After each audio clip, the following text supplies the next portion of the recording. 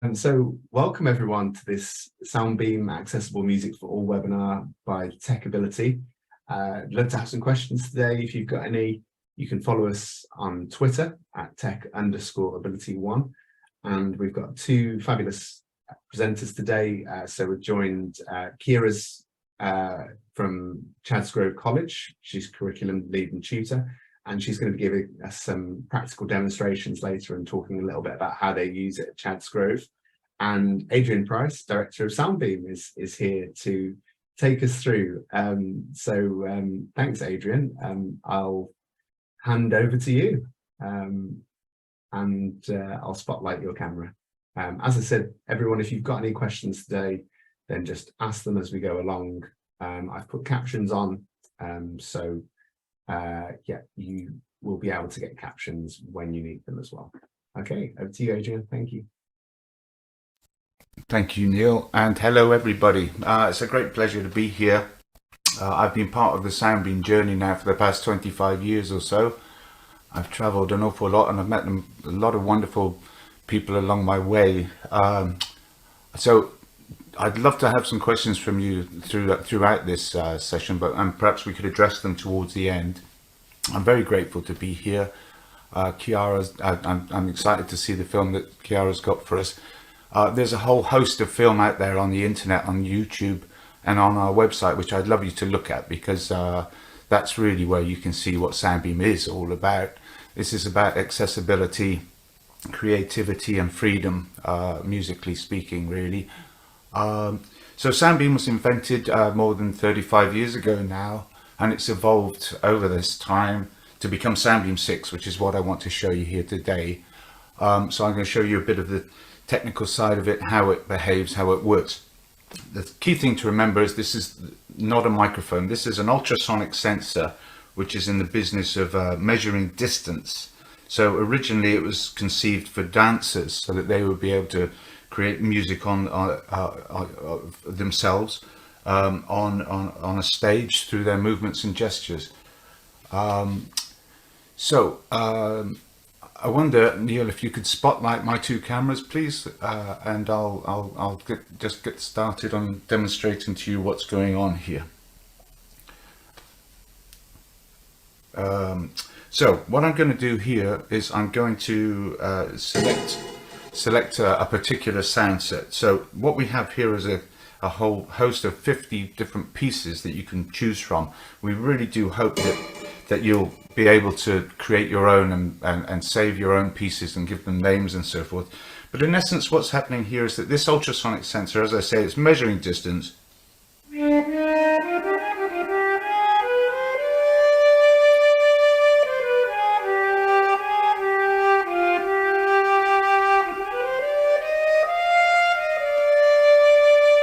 And the beam can be up to 5 meters, or it can just be a few centimeters. So I have a flute here, I have a Middle Eastern guitar type instrument, an oud.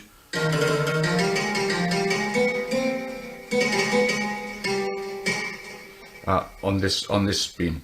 Now these are wireless switches which can deliver film or sound, backing tracks, loops. Here, when I press the switch, we'll hear the backing track play, but we'll also see the film of a desert with the camels and the palm trees and so forth. And this is predefined, of course, and goes out with every system.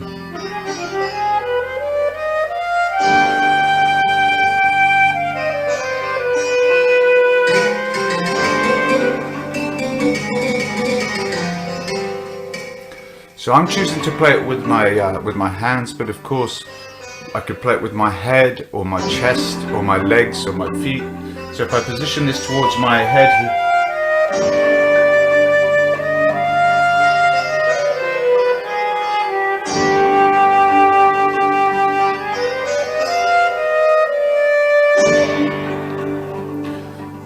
so a key function of the Soundbeam is to be able to adjust the range to suit the movement that the player has. So on this beam here, I can see that I've got it currently set up to be active from 25 centimeters to 67 centimeters. So I can extend that just by sliding this little dot here.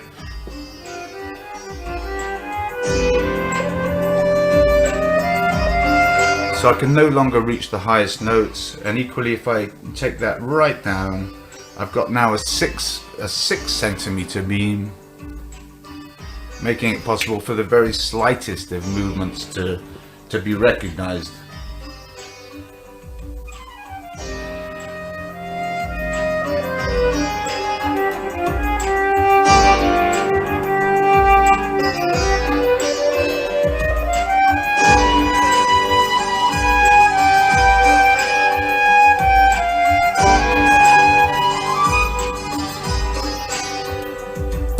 Okay, so it's possible to make modifications to the system, to change the instruments and so forth, and perhaps we'll have a very quick look at that. But before we do, I'd just like to demonstrate a couple of the different pieces. So this is a drum and bass piece here. We've got some drums, we've got some bass,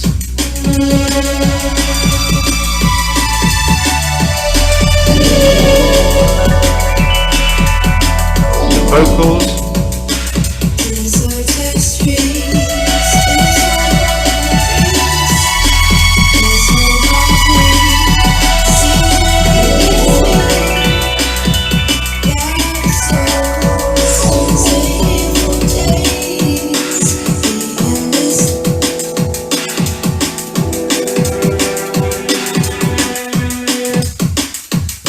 So in this piece we're triggering different WAV samples or MP3s they can be. So either WAVs or MP3s, and we can put film on these switches as well. You can see here that we've got this depiction of the 8 different switches that you can possibly have, and of the 4 beams. You can actually play them here if you...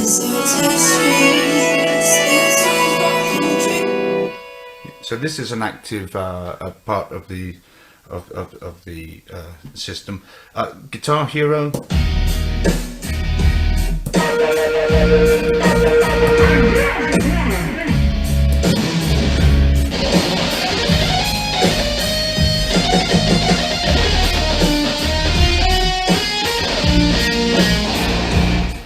We've got a mixer in here if you want to just adjust some of the volumes. This is make everything as simple as we can.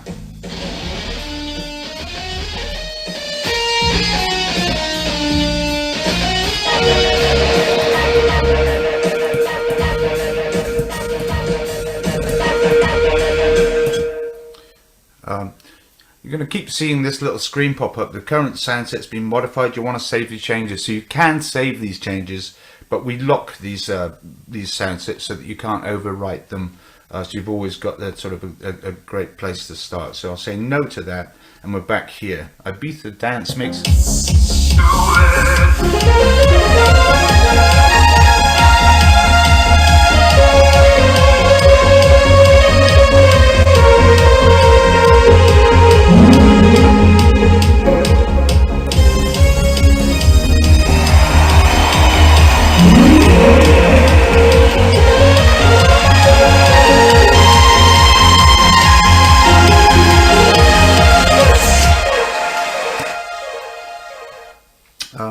So Soundbeam for me really shines with this idea of being able to improvise freely.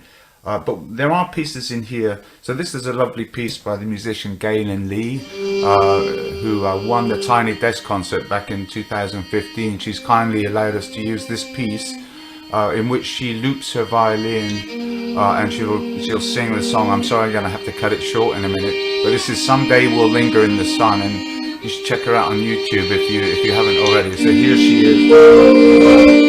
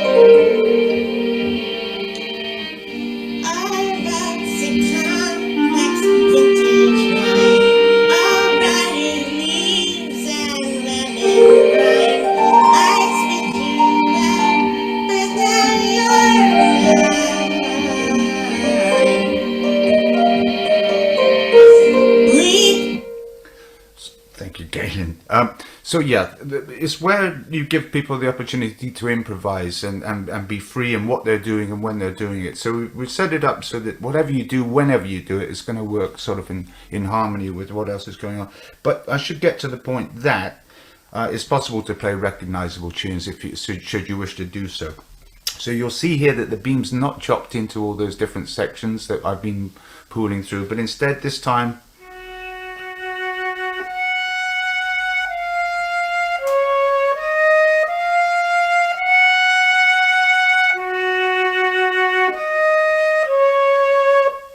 so we can move through note after note after note. Now the other thing we can do is assign chords to the switches, so we can set it up to be a lot more challenging. So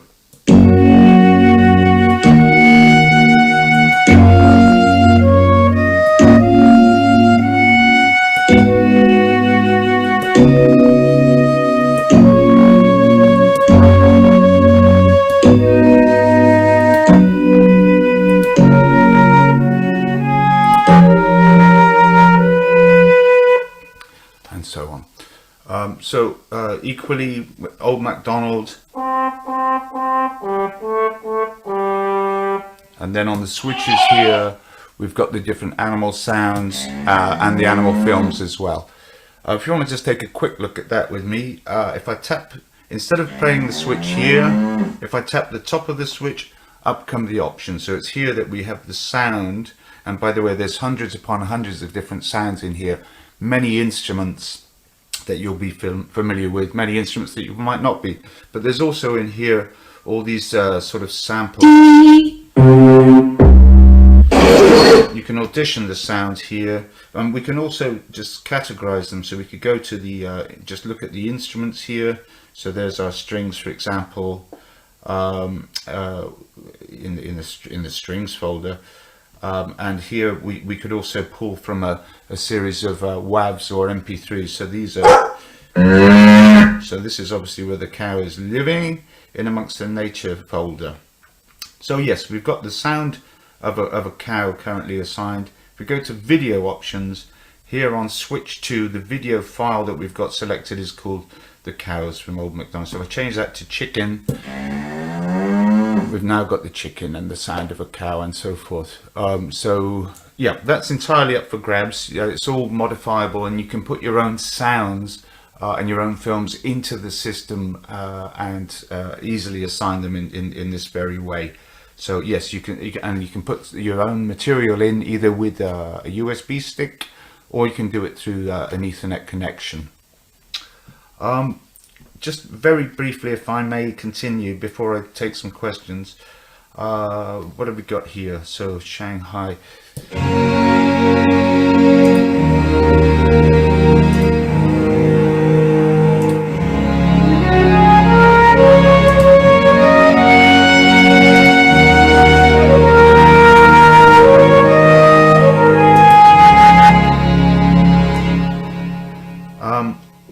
I showed you this mixer when we've got the ability to adjust the volume for each individual beam. We could in fact solo a particular beam so that everything else is silenced. If you just want to concentrate on what one individual in the group is doing, equally you could silence that individual. So you can mute specific switches and beams, you can solo them, you can adjust the volume, and you can apply one of up to two effects. So they could be reverb, echo, distortion, flanger, and chorus. So we've got the opportunity to enhance the sort of the sounds. But these are great sounds. These instruments that are within the machine are actually multi-sampled instruments. So somebody's taken the time to put a microphone to a viola and to a violin and to a sitar and to a glockenspiel and so forth. Storytelling, some people will use Soundbeam for literacy. So we've got the haunted house in here, and we've got this detective type story called Sleuth.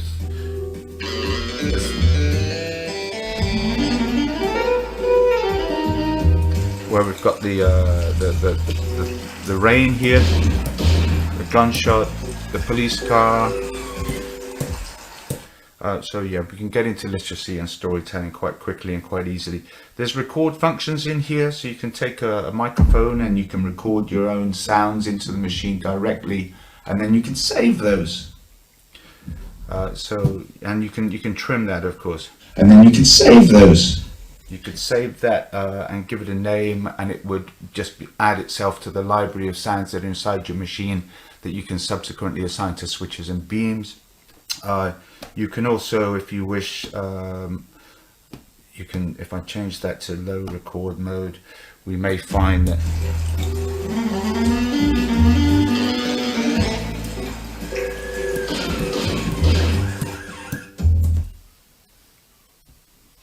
so that's the recording of the composition which might have been performed by your students there.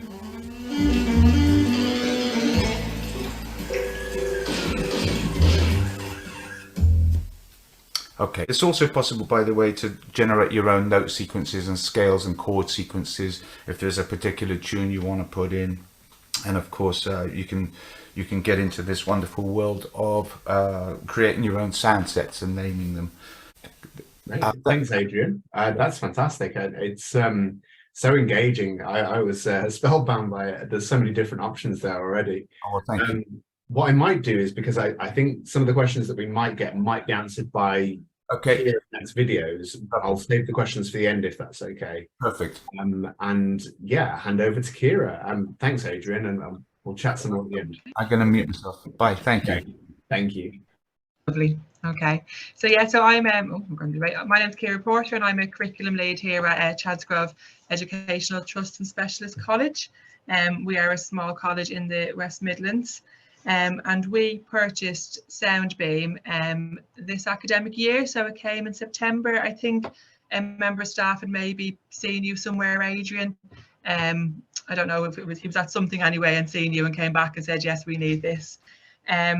So we currently have the Soundbeam with one sensor and the switches, and we're hoping to, in the next academic year, purchase some more of the beams and possibly a vibroacoustic mat, which I might be able to ask you a question about in a bit, Adrian.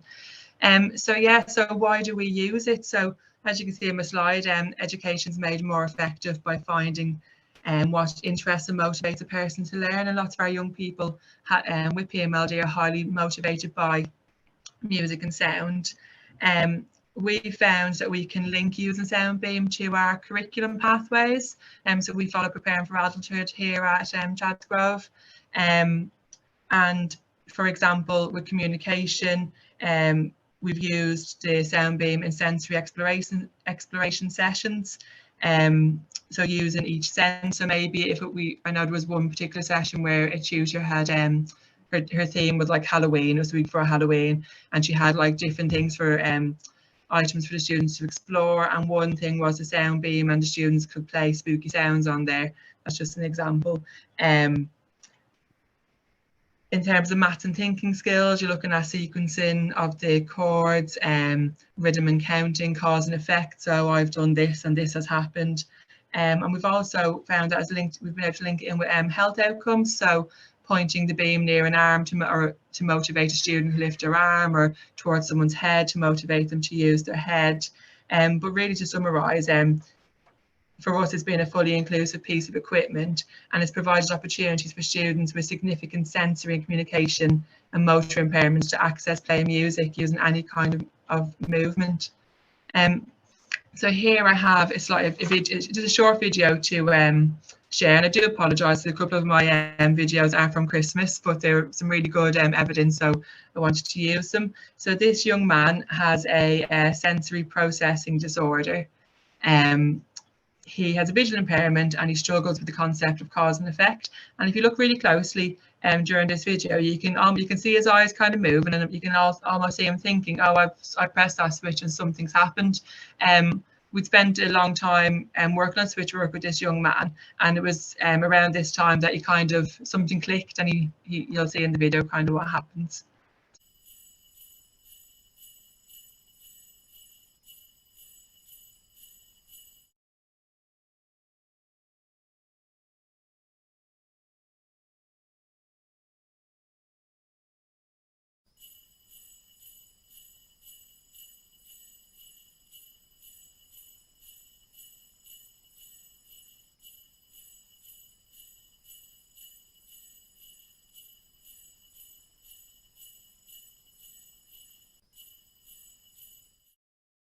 So this young man, he absolutely loves music, and in particular rock music is his thing. So we often have a rock band going on a morning. And he's highly motivated by music. But he's a student with profound and multiple learning disability, and he's currently choosing to sit with his head turned to the right, or lie that way, and kind of fixing his head himself that way. But he does have full rotation in his head. And what we found is by using the beam, it's aided movement. So because he's getting excited, because he's maybe been a solo on guitar, he's using his head for the beam, and he's actually turning his head into midline position, kind of unknowns to himself. So it's been really good. It's been supporting him to meet his health and physio target, and we have got him now to turn his head around to the left. But using Soundbeam has actually aided this because he's highly motivated by music. So I'll just show you a little video of that. Well done, Jess.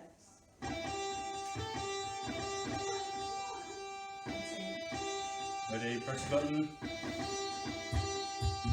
Yeah. Well done, Meister. So he was using the beam and one of the switches as well. But yeah, he was highly motivated, so obviously was beneficial in those circumstances.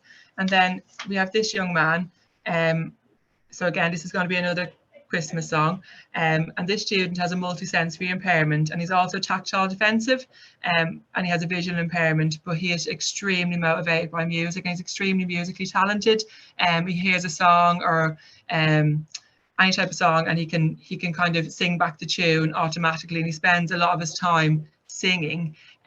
He does have music therapy, but generally if he has an instrument to hold, he doesn't like to hold things, so they'll be passed back to a member of staff.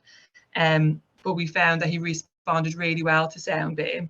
And in this video, so we started using the beam. So in the video, you'll see him playing it's Silent Night.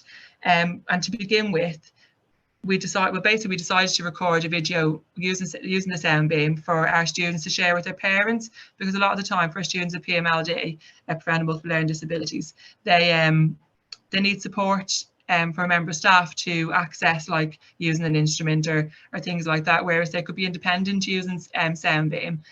So this young man, over the course of 2 to 3 weeks, he kind of learned to manipulate or use the beam, the sensor, to play Silent Night. And after a couple of weeks, he had the right pace and tempo, and he was like anticipating what was coming next. So I'll just give you a little snippet of that.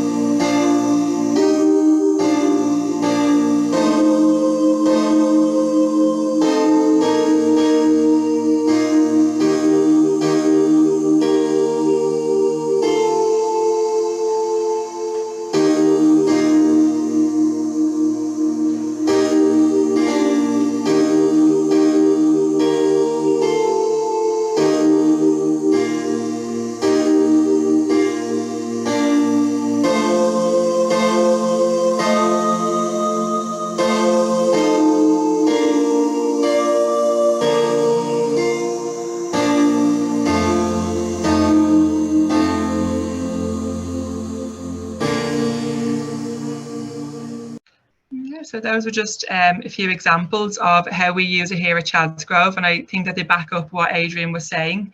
If you have any questions, please ask. Great, thanks, Kira. There's really good demonstrations, and it's been a great combo to hear Adrian talking about the features and then see the students using it in the different ways at the different levels that suit them. So that's gone really well. Thank you both. I think, Kira, you said you had a question for Adrian. Is that right? Yes, we were looking at, is it the, oh, hang on, I have it wrote down. I wrote down earlier on to ask you. The vibroacoustic mat, is that something that comes with the Soundbeam? Well, we've since day one, pretty much, we've been supplying a vibroacoustic platform. So Yeah. we call it sound box or mini box, and it's a very substantial bit of kit that you can stand, lie on, put a wheelchair on. I've actually got a mini box just here, which I can. It's a beast of a thing, really. This Wow. this is the small one. Yeah. So you connect this to an amplifier, and Yeah. anything that you feed to the amplifier can be, the vibrations of it can be felt through the body, through the wheelchair, into the body. So it's sort of used by people with hearing impairment, really. Often children will find it a valuable experience to use a microphone and to feel the vibration of their own sounds, or you can connect Soundbeam to it so that whatever you're triggering, you know, the lion roar, the elephant, these sounds can be felt through the body. That's a Yeah. sound box. Oh, lovely. Yeah, we have been looking into possibly purchasing one, so it's nice to actually see what they look like. Yeah. Thank you. Well, yeah, I'm at your service. We can talk more about that off of this chat, but yeah. Lovely. Okay, so anyone, There's our elephant. anyone attending, do you have any questions or you know, what are your thoughts? Are any of you thinking that you might want to get one or try one? Would love to hear what you're thinking. And just in the meantime, I've shared in the chat, there's a link that Adrian's kindly shared us with a PDF to support the session today. Oh, yeah. At the end of the PDF, there's a link to some Soundbeam films that I'd like you to consider looking at, including a 15-minute presentation which has a lot of interviews with staff and musicians alike. It's an old film that actually focuses on Soundbeam 5, so but it'll all make complete sense if you've having seen this. So I'd encourage you to look at that. There's also a resource there that was we commissioned David Ashworth, who's a sort of leading music and SEN specialist. He put this a teaching music with Soundbeam resource together for us a few years ago. There's a link to download that should you wish to. Great, thanks, Adrian. I suppose question for myself, have you got anything that you're developing at the moment, anything in the pipeline that you're thinking at the moment? Well, we've just released a whole host of these new sound sets that we've sort of commissioned and had. It all comes out of Bristol, to be honest. So we've got contributions from John Baggett, who's played with Massive Attack and Portishead, and currently playing with Robert Plant. And several other beautiful musicians.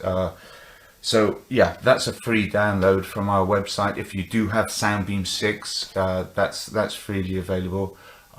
We've got a few ideas in the pipeline, but and we'll get to those. You know, the switches are wireless, but we've been battling with the wireless sensors for quite a while now. So that will be something we'll address now that the sort of it's about they're very power hungry, these things, and the buzzing that you hear in the air is not the ultrasonic pulses. This is the mechanism of the transducer itself.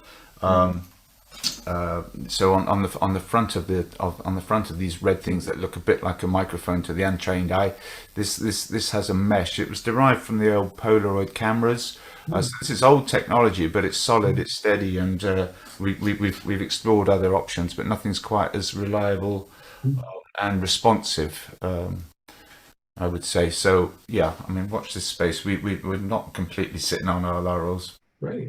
Could I just add, please? So this is the compendium that David Ashworth produced for us, and that's a downloadable PDF.